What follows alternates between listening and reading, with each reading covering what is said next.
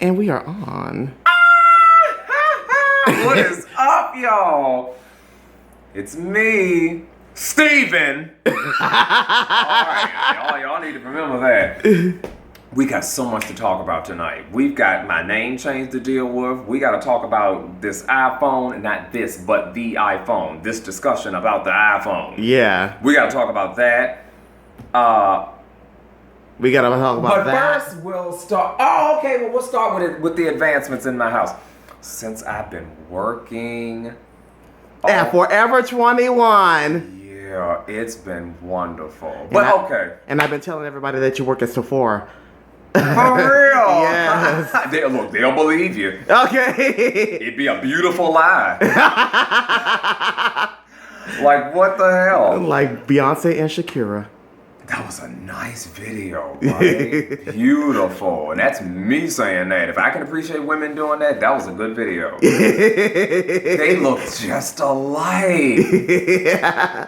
I was like, wow. But anyway, oh well. But I guess we'll just get started. We'll get right into the main topic of discussion over the weekend. So all of you that are watching this video right now, you should all probably know that at this instance, it's probably no secret that I went back to changing my name back to my birth name, but with a twist. It's a V now, not a PH. V. You know the V.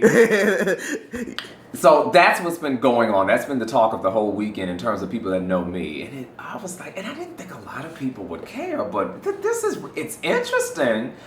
Okay. Me coming to terms with changing my name back. And I'll talk about the V thing too. Okay. So, 2 years ago, 2013, in the month of July, on the day of the 5th, and it was a Friday, and it was in the afternoon. I remember that shit. Okay, I changed my name to, well, no, let's go back further. I was born Stephen, Stephen. Yes. My grandmother gave me that name because my mom couldn't think of what to name me. Everything she came up with, she was like, well, he doesn't look like that, and I don't, and she said, Mom, you do it, you name him. She said, oh, well, we'll call him Stephen. So that's how that was. Okay, well, that lasted for 25 years, and then I said, all right, time for something else. The reason behind the name change from Stephen to Darius was the fact that my dad, my biological father, had came back into my life. That went good for maybe 5 minutes.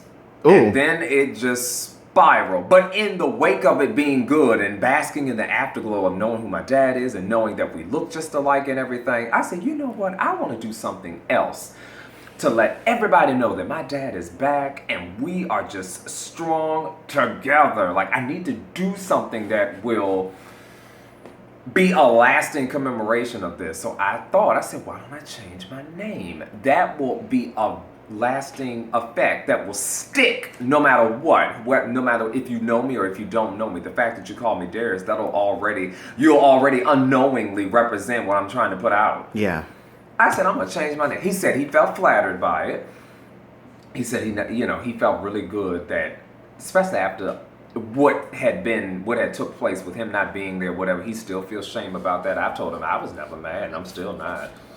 So he said, after all of that, and you still want to, represent a union with us? I said, hell yeah. So then, okay, I did all of that, went to court, got it changed, it was legal, all of that. Okay, after that, through that, it was still a struggle to kind of maintain a relationship with him, but after it was even worse.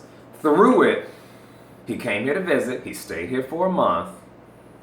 I lied and told people, oh, he's just visiting. The actuality was he was living with me illegally, because Section 8. Nobody can stay with you. That's grounds for termination. So that was enough right there that I let him come over. In him being here, the disrespect was really bad. Not full on direct, I know what I'm doing disrespect, but it was the disrespect where he would put me in certain situations where it's like, why didn't you think about this before you did whatever? Like, he would always ask me for money. That was annoying because Yeah. first of all, back then I wasn't working, and the money that I did get, it was $221. Not bad for my lifestyle, not bad, because I'm a simple guy. But you're here and you want all these things. You want cigarettes, you want beer, you want weed, you want alcohol, I'm like, damn.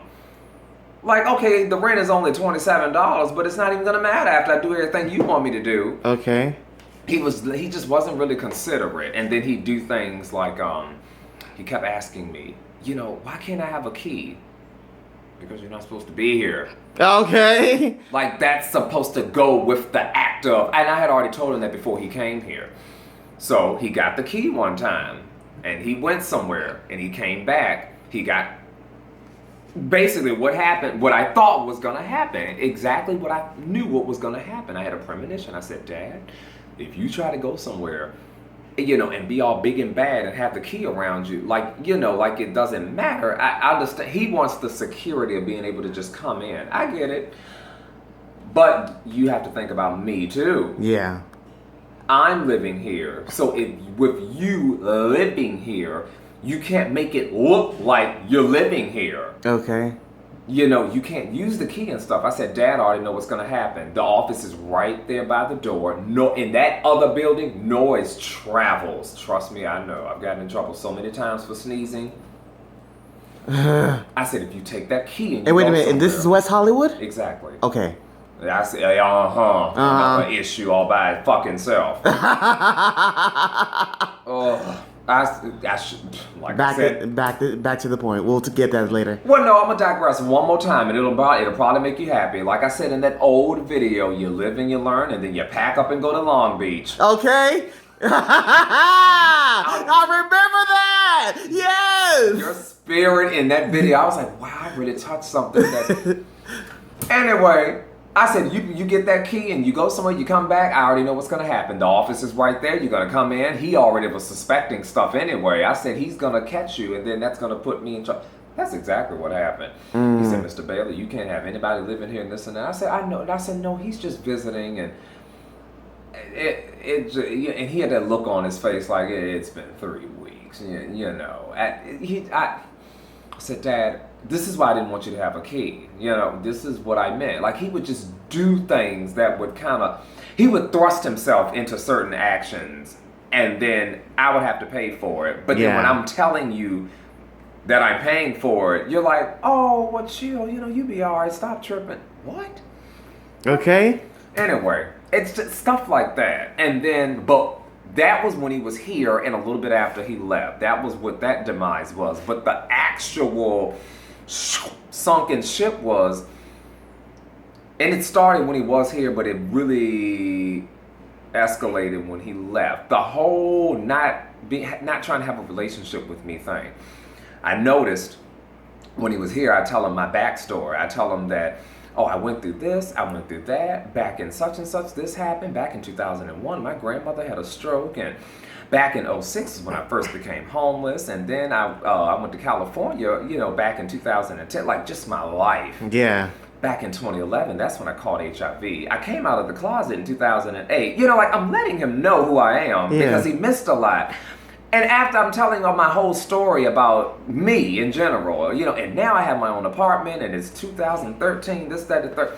I said, okay, Dad, what about you? Because I'm thinking in my mind, I'm doing my story. Now you're going to exchange yours so that I'll know what led you to become the man that you are in terms of what I missed out because you weren't there. Yeah. I'm thinking it was going to be even. I finished my story. I said, so now I'm here and it's 2013 and now I got my own apartment and everything is good. And then I met you. I said, okay, so Dad, what about you? Well,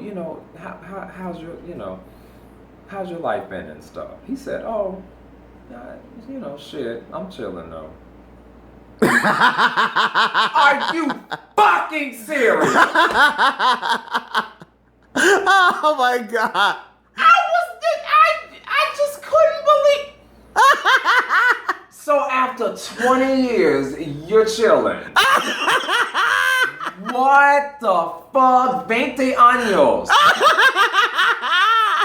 I was like, wow, Dios mío, wow. Because at work, I'm starting to pick up on Spanish, which is good. That's something else I wanted to talk about. Anyway, that's the end. That was it. Yeah. But that's not... Okay, he didn't ask for my information. So in a social sense, it's okay, but technically it still isn't fair. I don't know how to say it. I guess technically it's not unfair because he didn't ask me for anything. But in a relationship sense, that's some fucked up ass shit. I don't want to do all of that just to get that back. Yeah. I'm thinking he was going to say, oh, well, back in 90-something, that was when I got locked up and this, that, and the third. And back in 2000, I got married, to your stepmom. Like, I thought he was going to go in like how I went in. Yeah. And he would have hugged after. I'm like, But, what? because you knew about some of this information before you even met him, right? No. Oh, okay. Did he even tell you all that information? No, his wife did. That's what made me... Oh, ain't that a bitch? It is. That's what I'm saying. That's what hurts a lot. Everything I know about him is from his wife, other than his name. I mean, but obviously, So I'm like, okay. He just never would talk. So I'm like, okay. So after he left... So it seems like he's a very, very private person. But...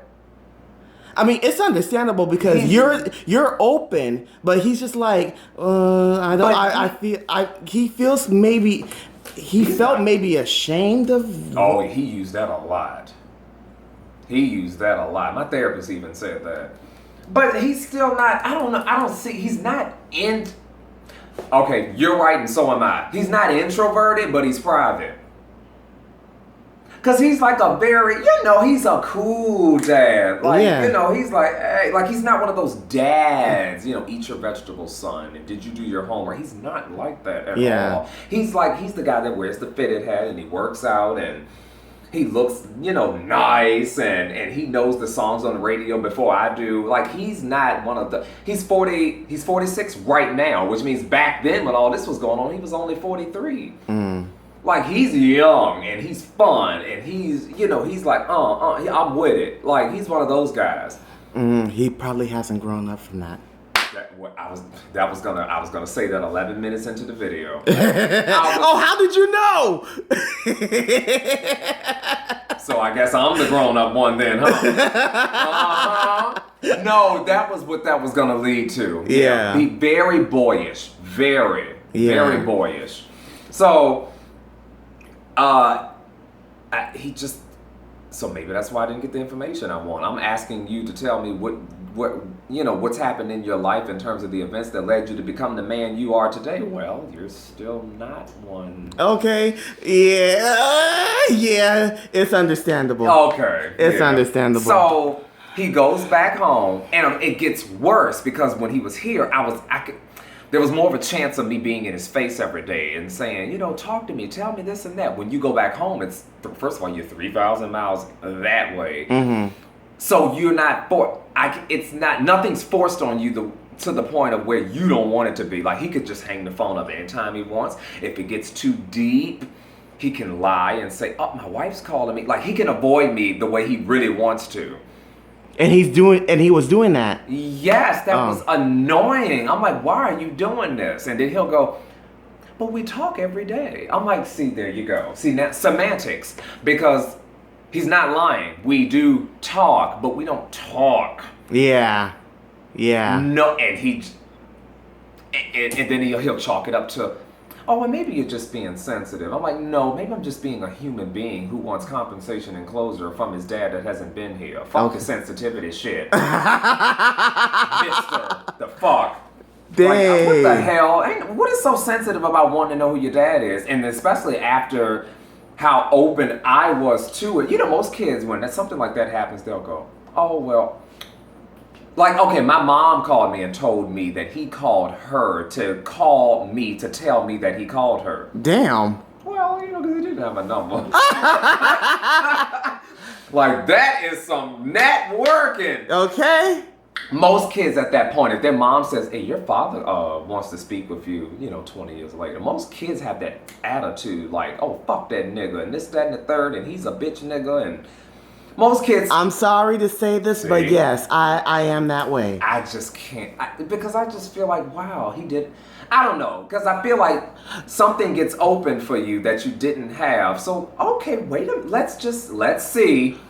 Yeah, but because it's still up to them. If that's the case for me, I don't have that type of anger. If that's the case, I don't have that type of anger. I'm glad that I'm like somewhat a part of his life because sperm and egg. But that's all it's ever going to be. I don't have that grudge.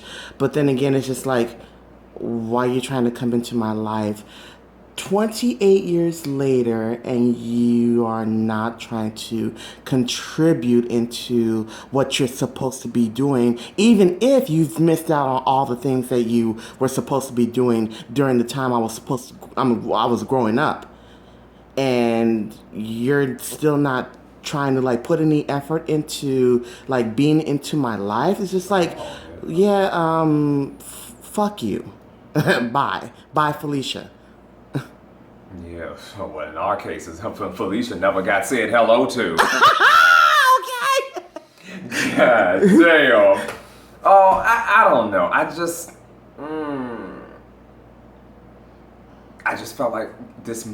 You never know. If you go in with an open heart, let's see what happens. And then maybe he's more of a man today than he was 20. I just wanted to see it. Plus, I've always had these fantasies about having a father and buying a necktie on Father's Day, shaving together. You know that thing you see sometimes on Facebook where it'll be an itty bitty boy and then his dad, and they're both in the mirror doing like this. Even though the son has no hair, it's just the look of it. Yeah. Like stuff like that. And then we both cut our hair. And I wanted to like cut his hair, and then he could cut mine. Just father stuff. Yeah. Camping and PlayStation and drinking a beer. Father stuff. Buying matching fitted hats or something, or I don't know, like father stuff. But in this case, since you do the makeup and the nails, is he gonna do that with you? No, that's mom. That's why you have two parents. Yeah. No, but the hair cutting and the outfit wearing and talking about Jordans and drinking beer and playing video games. I've never noticed you drinking beer. I know. I did it like 5 times in my whole life. One when I've turned 21. I was like, this is nasty.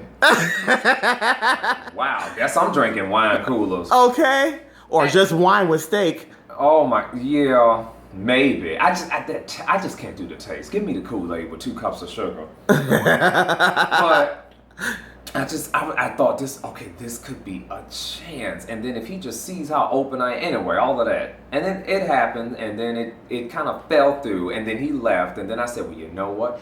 Well, let's keep it going. Let's try. Don't want to give up. Yeah. So then we talked. But we, like he said, we talk. But I'm like, no, like I want to talk on the phone. Like how mom is. Mom will tell me all the things that happened. She's told me that she was homeless and she would, do this and do that, and she'll tell me like, those 7 years that I wasn't there, this is what was going on, and I was in this shelter. Like she talks. It's not about getting in there. He says that a lot too. Getting into your business. You don't need to be in my I hate that word, business. I feel like when people say business, it's because they feel like they're doing something they shouldn't be doing, or they're trying to hide something. Yeah. I mean, it's one thing to be private. Being private is okay. It's the secrecy that I have the issues with. Yeah, okay. You understand what I'm saying? He was being secretive. Thank you. Because nowadays people feel like, you ever hear that talk? Our business is our business, and you don't go in. I'm like, damn, but why are you saying it? It's serious, but it's not that damn vital. Like, I don't know. Yeah. It's like, it's a difference, and you can see the difference. You probably won't know how to say it, but you'll see the difference between people that are just, cute and private. They do things, they keep things, that they need to keep away, but they're not that, that they're not ashamed of anything either. Yeah. They'll tell you what they want to tell you, and whatever you find out, okay, it's true. Like they're not like that. Like my Tumblr posts. Right. it was just so, like when my name changed, when I changed it to Darius, I was texting him. I said, just came out of court. He didn't answer. I said, what the hell? Okay, his wife said, oh, he's in rehab. I said, rehab? He only drinks beer and smokes weed or whatever. I was like, the most it could be is an alcohol problem. And I don't really hear about him going through all of that. Yeah. And she said it was, well, this is a Facebook video. So I'm going to be private, not secretive, but I'm going to keep it, I don't want to blast him. But she said he had a problem, a real one. Mm-hmm. And I don't want to blast him, but he had a real problem. Yeah, like for real. For real. Like where rehab, I don't even think rehab can, it's one of those. Is it a mental situation? No. Oh, okay. No. Okay.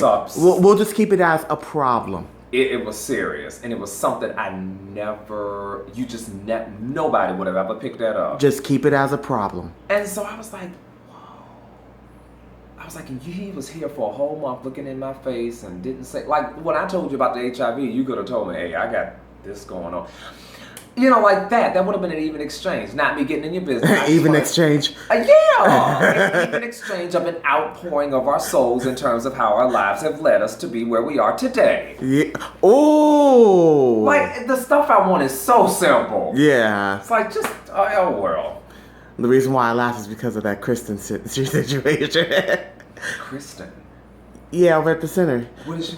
Okay, because there was a client did not remember her name, and he was like, "Well, I'm sorry, I don't know your name, but I know you remember mine." And Kristen said, "Well, I don't know your name either, so let's just do an even exchange."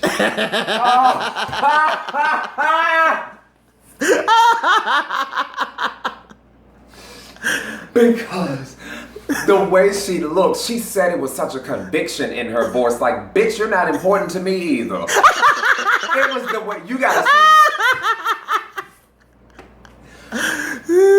see the way she did it. It was like, but I got a job to do, so we just go act it. It was just, it was so funny. Because you could tell she did not know who the fuck that was. But it was like, well, I'm the case manager, so let's go ahead. Okay. Okay. I forgot about that. Like, I love your show. I love your movie. Bitch, I like a commercial. Yeah, like, that's all you get. Because she ain't a fucking ass. But I asked his wife, anyway, about the issue. I asked his wife, I said, well, wait a minute. He's got that going on. And she said, oh, I thought, him being your dad and the fact that he was out there for all that time, he would have told you. I said, no. I said, well, what else is it about him that I can't, what else is going on with him that's presenting itself as some sort of invisible barrier to me knowing him? She gave me the rundown. Ooh. I mean, no, but it had to be his wife, or is it still his wife? Yeah, right today. Yeah, it had to be his wife telling you about his business instead of him. I mean, in a way, it's shady. Yeah. But still, you had to know about the rundown because at the time he was living with you and you really needed to know some information about him. Yeah, because it's like that. I need to know certain things so that way I'll know how to come at you. Like, so that way, Yeah. And you know what's going on, so you just be like, oh, okay, well. Right. I'll be able to respect you in a certain way that you need to be respected. Exactly. People don't think like that. They just don't want people. And then he had an image problem. He never wants anyone to think of him bad ever. I'm like, but Dad, you live in the real world. You know what planet this is, right? You know okay. As soon as you open the door, somebody's gonna talk about your outfit or whatever. Like that's not right, but it's the way of the world. Unfortunately, especially for a black man, you walk out that door and be like, nigger. Yeah, but I'm like, so you still don't get that. I'm like, Dad, why didn't you just say this? Or why don't you do this? Or why don't you just such and such? And he'll go, he used to do that a lot here.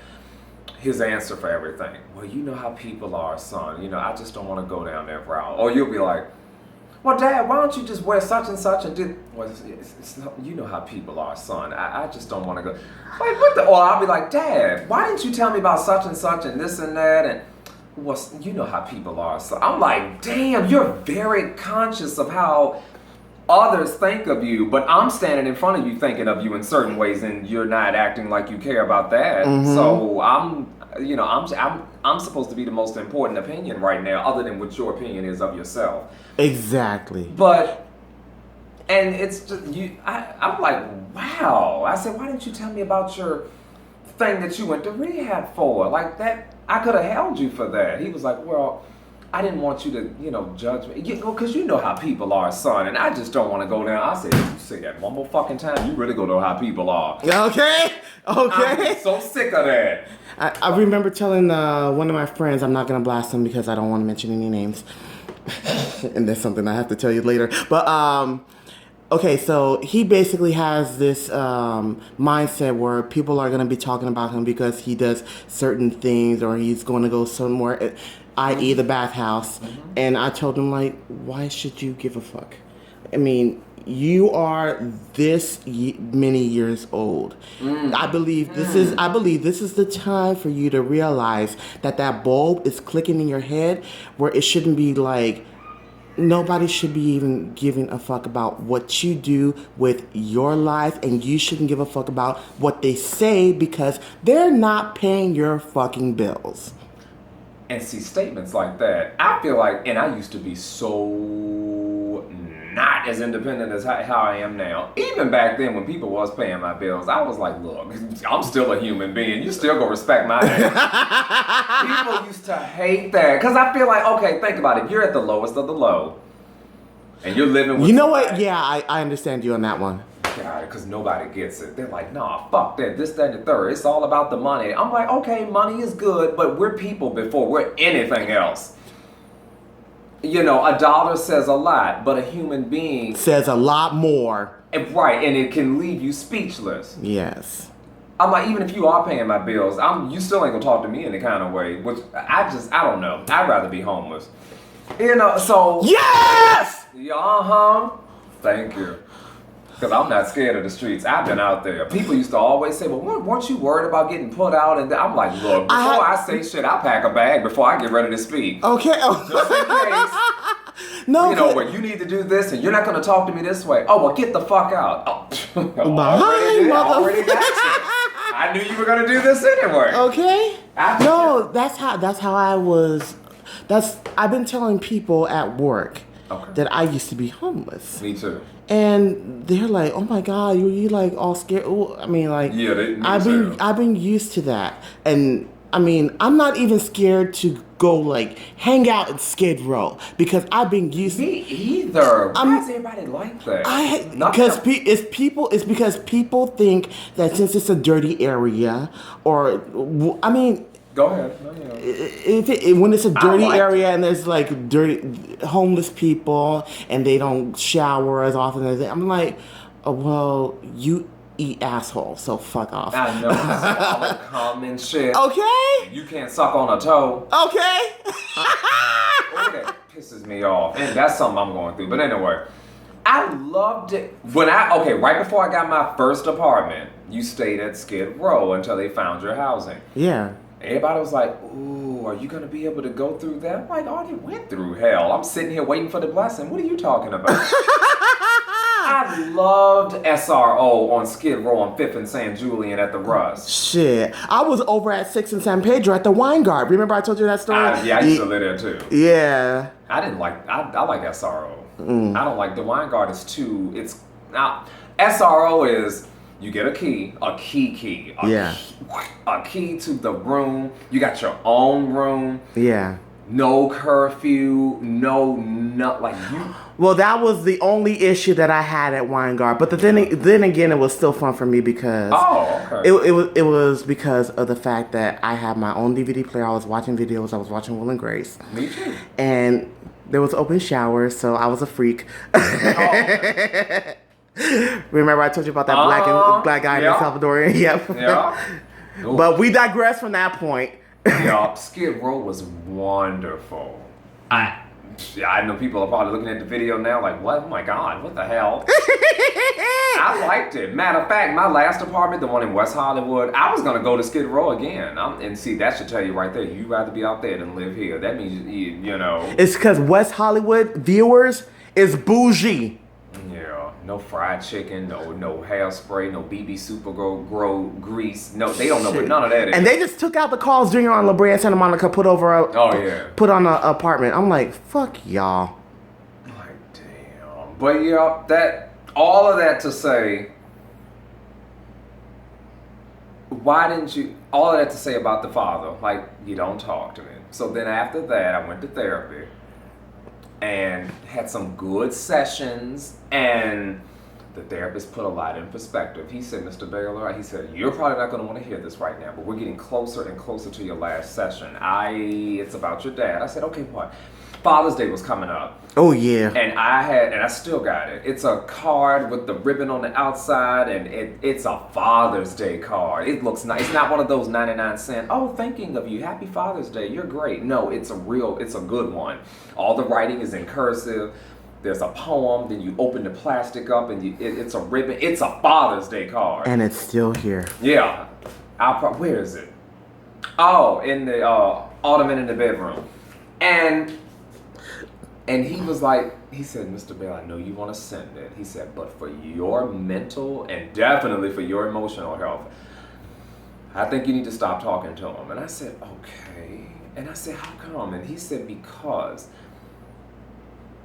you can mentally prepare yourself as much as you want to say that it's enough to have him in your life. But I know how you are. I know how you are. You're going to say that this is enough just so you can feel at terms with you and your dad talking.